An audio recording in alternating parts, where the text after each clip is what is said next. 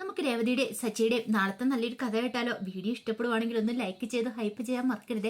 അതോടൊപ്പം തന്നെ ആദ്യമായി കാണുന്നവരാണെങ്കിൽ സബ്സ്ക്രൈബ് ചെയ്യാനും മറക്കരുത് കേട്ടോ. പിന്നെ ഒരു കാര്യം പറഞ്ഞോട്ടെ, ഞാൻ ഇന്നു മുതൽ അലീനയുടെ മനുഷ്യങ്ങളുടെ വരാൻ പോകുന്ന ദിവസങ്ങളിലെ കഥകളൊക്കെ ചാനലിനകത്ത് അപ്ലോഡ് ചെയ്യാൻ തുടങ്ങിയിട്ടുണ്ട് കേട്ടോ. അതെല്ലാ ദിവസവും ഉച്ചയ്ക്കാണ് ഞാൻ അപ്ലോഡ് ചെയ്യുന്നത് കേട്ടോ. അപ്പോൾ അത് കാണാനായിട്ട് ആഗ്രഹമുള്ളവരെ മറക്കാതെ കയറി കാണാൻ ശ്രമിക്കണം കേട്ടോ. അങ്ങനെ ഒടുവിൽ നമ്മൾ കാണുന്ന മധുസൂദനൻ വർഷയെ കാണാനായിട്ട് പോകാനായിട്ട് ഒരുങ്ങുവാണ്. മധുസൂദന്റെ മാറ്റം കണ്ട് മഹിമ പോലും ഞെട്ടിപ്പോയി.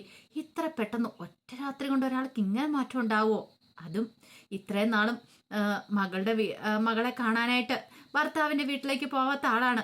എന്നിട്ടാണ് ഇപ്പൊ പെട്ടെന്ന് ഈ മാറ്റം ഉണ്ടായിരിക്കുന്നത്.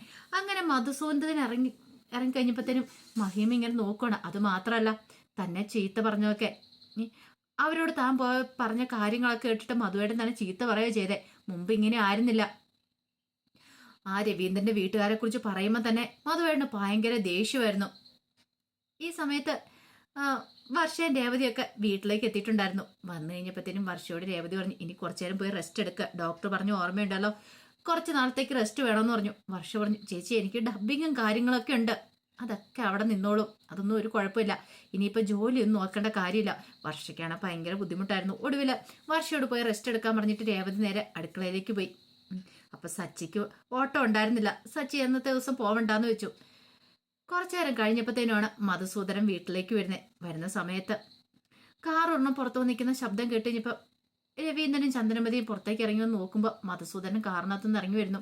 കുറെ സീഡ്സ് പാക്കറ്റും കാര്യങ്ങളൊക്കെ കയ്യിലുമുണ്ട്. അങ്ങനെ മധുസൂദനെ കണ്ടപ്പം ഒരു അന്താളിപ്പോട് കൂടി ചന്ദ്രമതിയും രവീന്ദ്രൻ നോക്കണം. കാരണം വരുന്ന ആളല്ല ഇങ്ങോട്ടേക്ക്, പിന്നെ എന്തു പറ്റി എന്നൊരു ചിന്തയായിരുന്നു. അങ്ങനെ അവർ അന്താളിപ്പോടെ നോക്കുന്നുണ്ടപ്പോൾ മധുസൂദൻ ചോദിച്ചു, എന്താ രവീന്ദ്ര, എന്താ എൻ്റെ ഇങ്ങനെ നോക്കണേന്ന് ചോദിച്ചു. അപ്പോഴേക്കും ചന്ദ്രമതി പറഞ്ഞു, അല്ല ഞാൻ ഈ കാണുന്നത് സത്യമാണെന്ന് എനിക്ക് വിശ്വസിക്കാൻ പോലും പറ്റുന്നില്ല. അല്ല ആരാ വരുന്നേ? വർഷയുടെ അച്ഛനോ? വന്നിരിക്കാനൊക്കെ പറഞ്ഞു. മധുസൂദനൻ പറഞ്ഞു, അതെ ഞാൻ എൻ്റെ മോളെ കാണാൻ വേണ്ടി വന്നാ. എന്തിയെ അവളെന്തിയെ എന്ന് ചോദിച്ചു. അപ്പോഴേക്കും ചന്ദ്രമതി പറഞ്ഞു, വർഷം മുറിയിലുണ്ട്, ഞാൻ വിളിക്കാന്ന് പറഞ്ഞു. ഈ സമയത്ത് സുധിയൊക്കെ വന്നു. സുധിയൊക്കെ ഇങ്ങനെ അന്താളിപ്പോട് കൂടി ഇങ്ങനെ നോക്കി നിൽക്കുകയാണ്. സുധിക്കൊന്നും വിശ്വസിക്കാൻ പോലും പറ്റിയില്ല. ഇത്രയും നാളായിട്ടും വരാതിരുന്ന ആളാണ്, പെട്ടെന്നാണ് ഇങ്ങനെ ഒരു മനമാറ്റം വരവൊക്കെ. അപ്പോഴേക്ക് സച്ചിയും രേവതി അങ്ങോട്ട് വന്നു. സച്ചി വന്നിട്ട് മധുസൂദനെ അടിമുടിയൊന്ന് നോക്കി. എന്നിട്ട് ചോദിച്ചു, നിങ്ങൾ എന്തിനാ ഇപ്പൊ ഇങ്ങോട്ടേക്ക് വന്നേന്ന് ചോദിച്ചു. അപ്പോഴേക്കും മധുസൂദനൻ പറഞ്ഞു, ഞാൻ എൻ്റെ മോളെ കാണാൻ. മോളെ കാണാനായിട്ട് പുതിയ അടവായിട്ട് വന്നിരിക്കുമല്ലേ? നിങ്ങളുടെ ഭാര്യ വന്ന് ചില കാര്യങ്ങളൊക്കെ പറഞ്ഞിട്ട് പോയി. ഇനിയിപ്പോ മോളെ വിളിച്ചോണ്ട് പോകാനായിട്ടൊന്നും പറഞ്ഞിട്ട് വന്നിരിക്കുന്നതായിരിക്കും. നിങ്ങളവിടെ കൊള്ളാലോ.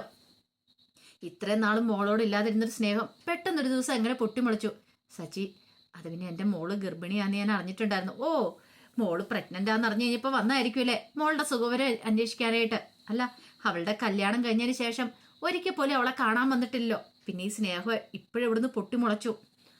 അങ്ങനെയൊക്കെ പറഞ്ഞിട്ട് കുറെ ചീത്ത പറയണം. അപ്പോഴേക്കും രവീന്ദ്രൻ പറഞ്ഞു, സച്ചി വേണ്ടാന്ന് പറഞ്ഞു. പിന്നെ അച്ഛനൊന്നും മിണ്ടായിരിക്കുക, ഇയാള് പുതിയ നാടകമായിട്ട് വന്നായിരിക്കും, അറിയാലോ. ഇതിനു മുമ്പ് കാണിച്ചു കൂട്ടിയതൊക്കെ അങ്ങനെ പെട്ടെന്ന് മറക്കാൻ പറ്റുമോ? എന്തൊക്കെ ദ്രോഹമാണ് നമ്മളോട് ഈ കുടുംബത്തോടും ചെയ്തത്. അപ്പോഴേക്കും വർഷ അങ്ങോട്ട് വന്നു. വർഷയെ കണ്ടു കഴിഞ്ഞപ്പത്തിന് പെട്ടെന്ന് തന്നെ മധുസൂദൻ മോളേന്നും പറഞ്ഞുകൊണ്ട് കെട്ടിപ്പിടിക്കുകയാണ്. വർഷയ്ക്കും ഭയങ്കര സന്തോഷമായിരുന്നു അച്ഛനെ കണ്ടു കഴിഞ്ഞപ്പോൾ. പിന്നീട് വർഷ ചോദിച്ചു, മോൾക്ക് സുഖമല്ലേന്ന് ചോദിച്ചു. എനിക്ക് സുഖമാണെന്ന് പറഞ്ഞു. അതെ, നന്നായിട്ടിരിക്കണം കേട്ടോ, റെസ്റ്റും കാര്യങ്ങളൊക്കെ എടുക്കണമെന്നൊക്കെ പറഞ്ഞു. കാരണം സീഡ്സ് എല്ലാം കൂടെ കയ്യിലേക്ക് കൊടുക്കുകയാണ്. ഈ സമയത്ത് സച്ചി ഇങ്ങനെ നാഗപ്പടയെ നോക്കി. ആ സമയത്ത് രവീന്ദ്രനെ നോക്കിക്കൊണ്ട് മധുസൂദനൻ പറഞ്ഞു, നിങ്ങൾ ഭാഗ്യമുള്ള ആളാ, കാരണം ഇത്ര സ്നേഹമുള്ളൊരു കുടുംബം നിങ്ങൾക്കുണ്ടായില്ലേന്ന് ചോദിച്ചു. ആ സമയം സച്ചി പറഞ്ഞു, അല്ല നിങ്ങളുടെ ഉദ്ദേശം എന്താ? എന്ത്? നിങ്ങൾ എന്തിനാ ഇങ്ങനെയൊക്കെ വിടുമെന്ന് പറയണേ? എന്തോ പുതിയ തന്ത്രമായിട്ട് ഇറങ്ങിയിരിക്കുമെന്നാന്ന് മനസ്സിലായി. ഇങ്ങനെയൊക്കെ നിങ്ങൾ പറയുമ്പോൾ അതിന്റെ പിന്നിൽ എന്തെങ്കിലും ഒരു കാരണം കാണും. ആ സമയം മധുസൂദനൻ പറഞ്ഞു, ഒരു മനുഷ്യര് മാറാൻ അധിക സമയം വേണ്ടല്ലോ സച്ചി. ഞാൻ നിങ്ങളെ കളിയാക്കി പറഞ്ഞോ കുറ്റപ്പെടുത്തി പറഞ്ഞോ ഒന്നുമല്ല. എനിക്ക് നിങ്ങളുടെ കുടുംബത്തെ സ്നേഹവും കാര്യങ്ങളും എല്ലാം കാണുമ്പോൾ ശരിക്കും പറഞ്ഞിട്ടുണ്ടെങ്കിൽ നിങ്ങളോടൊക്കെ എനിക്ക് അസൂയ തോന്നുക. പ്രത്യേകിച്ച് രവീന്ദ്രനോട്. ഇത്രയും നല്ല മക്കളെ കിട്ടിയില്ലേ? സച്ചിയെ പോലെയൊക്കെ സ്നേഹമുള്ളൊരു മകനെ കിട്ടുകയെന്ന് പറഞ്ഞാൽ അത് ഭാഗ്യം തന്നെയാന്ന് പറഞ്ഞു.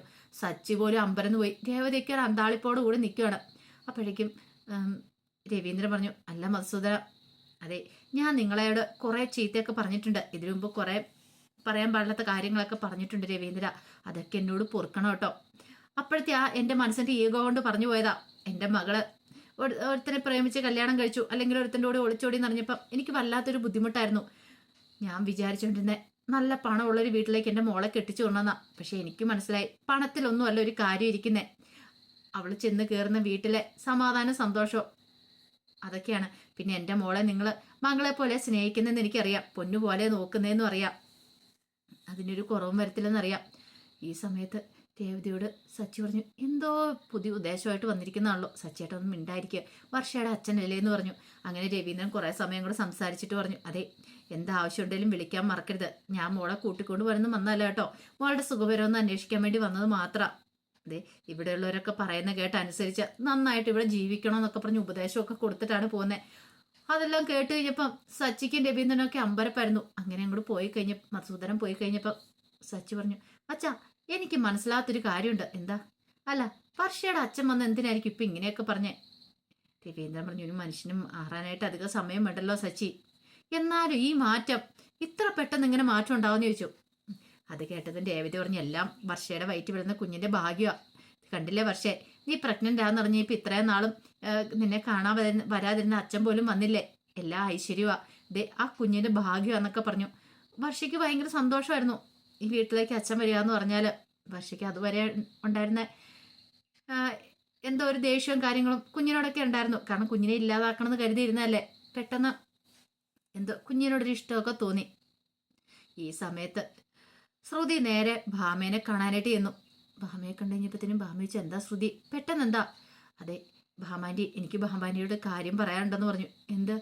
അത് പിന്നെ എനിക്കിത് എങ്ങനെ പറയണമെന്ന് അറിയത്തില്ല, നീ കാര്യം എന്താ വെച്ചാൽ പറ, മനുഷ്യനെ ടെൻഷൻ എടുപ്പിക്കാതെ. അതെ ഞാൻ പ്രഗ്നൻ്റാന്ന് പറഞ്ഞു. പ്രഗ്നൻ്റാ? അതെ ഞാൻ പ്രഗ്നൻ്റാ. എന്നിട്ട് നീ വന്നിട്ട് മുംബൈയൊക്കെ വന്നപ്പോൾ നീ ഇതിനെക്കുറിച്ചൊന്നും പറഞ്ഞല്ലോ. അത് പിന്നെ ആൻറ്റി എനിക്ക് എങ്ങനെ എന്ത് പറയണമെന്നൊന്നും അറിയണ്ടായിരുന്നില്ല. ഇത് കേട്ടപ്പോൾ ഭാമ പറഞ്ഞു, ദേ വെറുതെ കള്ളത്തരം പറയരുത്, നീ ആ വീട്ടിലേക്ക് കയറാൻ കള്ളത്തരം പറയുന്നൊന്നും അല്ലോ, അല്ല സത്യമായിട്ടുള്ള കാര്യമാണ് പറയണേ. എനിക്ക് നല്ല ക്ഷീണവും കാര്യങ്ങളൊക്കെ ഉണ്ടായിരുന്നു, കുറച്ച് നാളുകളായി സുധി കുഞ്ഞിനെക്കുറിച്ച് പറയുന്നുണ്ടായിരുന്നു. അങ്ങനെ ഞങ്ങൾ കുഞ്ഞ് വേണമെന്ന് ആഗ്രഹമായിട്ടാണ് മുന്നോട്ട് പോയിക്കൊണ്ടിരുന്നത്. പക്ഷേ ഇപ്പോഴാണ് ഞാൻ ഹോസ്പിറ്റലിൽ പോയി നോക്കിയത്, അപ്പോഴാണ് ഞാൻ പ്രഗ്നൻ്റ് ആണെന്നുള്ള കാര്യം അറിയണമെന്ന് പറഞ്ഞു. ഇത് കേട്ടപ്പോൾ ഭാമ പറഞ്ഞു, ഇനിയിപ്പോൾ എന്ത് ചെയ്യും, നിന്നെ ആ വീട്ടിലേക്ക് കയറ്റില്ല ചന്ദ്ര.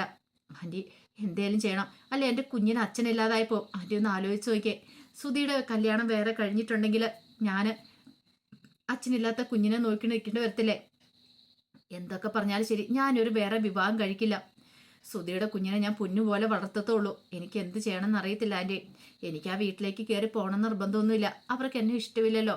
പക്ഷെ ഈ കുഞ്ഞിനെ ഞാൻ കളയാനൊന്നും പോകുന്നില്ല, ഈ കുഞ്ഞിനെ ഞാൻ പൊന്നുപോലെ വളർത്തും, അത് ആൻറ്റിയോടൊന്ന് പറയണമെന്ന് എനിക്ക് തോന്നി, അതുകൊണ്ട് മാത്രമാണ് ഞാൻ ഇവിടേക്ക് വന്നേന്ന് പറഞ്ഞു. ഇത് കേട്ടപ്പോൾ ഭാമ പറഞ്ഞു, ഇനിയിപ്പോൾ എന്ത് ചെയ്യും ദൈവമേ, ഇത് കേട്ടിട്ട് എനിക്ക് പോലും സഹിക്കുന്നില്ലോ, ഇനിയിപ്പോൾ എന്ത് ചെയ്യുമെന്ന് ചോദിച്ചു. ആൻറ്റി എനിക്ക് സുധിയെ അത്രയ്ക്ക് ഇഷ്ടമാണ്, സുധി ഇല്ലാതെ എനിക്കൊരു ജീവിതമില്ല, സുധി വേറെ കല്യാണം കഴിച്ച് പോയിട്ടുണ്ടെങ്കിൽ അതെനിക്ക് ചിന്തിക്കാൻ പോലും പറ്റില്ല. പക്ഷെ ഇനി എനിക്ക് എൻ്റെ കുഞ്ഞുണ്ടല്ലോ, എൻ്റെ കുഞ്ഞിനെ ഞാൻ വളർത്തും, പ്രസവിച്ച് വളർത്തും, അതിനെ ഞാൻ കളയാനൊന്നും പോകുന്നില്ല എന്നൊക്കെ പറഞ്ഞ് ഭയങ്കര ഡയലോഗ് അടിച്ചു. എങ്ങനെയെങ്കിലും സെന്റിമെന്റ്സിൽ ഭാമയെ വീഴ്ത്തണം, അപ്പോൾ ഭാമ പോയി ചന്ദ്രമതിയുടെ കാര്യങ്ങളൊക്കെ പറയും, അങ്ങനെ തന്നെ ആ വീട്ടിലേക്ക് വിളിക്കും എന്നായിരുന്നു ശ്രുതിയുടെ മനസ്സിലെ ചിന്ത. അത് ഏകദേശം ശരിയായിരുന്നു. ഭാമ ഒരു പാവമായതുകൊണ്ട് ഭാമ ശ്രുതി പറയുന്ന കാര്യങ്ങളെല്ലാം വിശ്വസിച്ചു. ചന്ദ്രമതിയോട് സംസാരിക്കണം, ശ്രുതി എങ്ങനെയെങ്കിലും പറഞ്ഞ് ശ്രുതിയോട് പറഞ്ഞ് ശ്രുതിയെ കൂട്ടിക്കൊണ്ട് പോട്ടെ എന്നൊക്കെ ഒരു ചിന്തയായിരുന്നു ഭാമയുടെ മനസ്സിലും. അപ്പോൾ അതിൻ്റെ കഥകളൊക്കെയാണ് നമ്മൾ കാണാൻ പോകുന്നത്. ആ വിശേഷങ്ങളൊക്കെ നമുക്ക് എല്ലാവർക്കും കാത്തിരിക്കാട്ടോ. ഒരിക്കൽ കൂടി എല്ലാവർക്കും ശുഭരാത്രി നേർന്നുകൊണ്ട് നിർത്തുന്നു.